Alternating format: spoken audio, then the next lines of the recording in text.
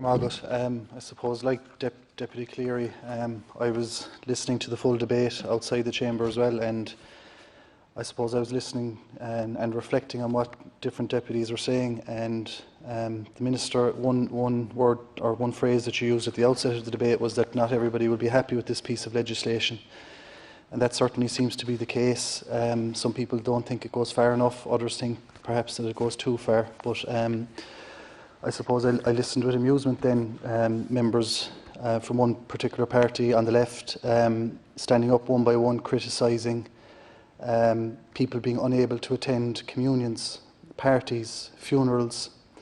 And I suppose that very same party, and it's well documented that they themselves attended a funeral in the north not so long ago, and no question of fines, isolation or quarantine afterwards. So I just find it quite hypocritical again that they stand up one by one and throw those accusations when they themselves haven't been seen to be overly compliant with regulations themselves. So look, just to go back to the bill, as I said, for some people it won't be fair enough, but I do believe it's welcome.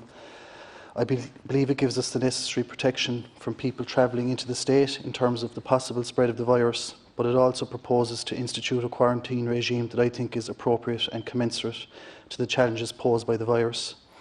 I do believe that the Minister is proposing will complement the existing regulations around quarantine. Minister, I note that there are at present 18 additional countries on the Category 2 list, which now comprises of 20 countries at present, which are subject to stricter quarantine requirements.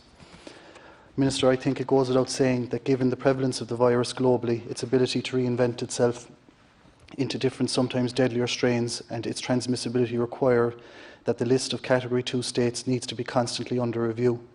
Can you elaborate on precisely what the qualifying criteria for such a state on that list is, Minister? I think it would give us some reassurance if you could elaborate on that in your summation.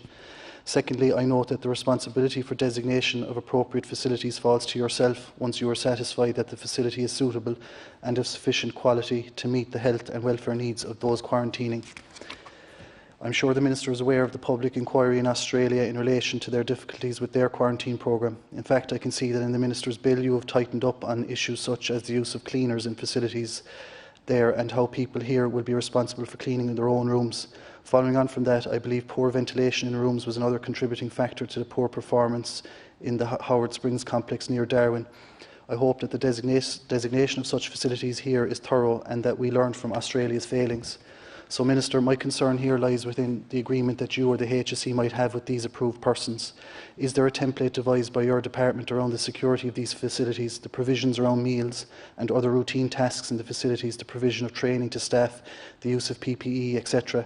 I guess these are some of the issues surrounding the problems referred to earlier in Australia, and if the Minister could provide some detail in response to the requirements placed on these approved facilities, their obligations to those staffing these facilities, etc., it might give a bit of reassurance to the public at large. Thank you.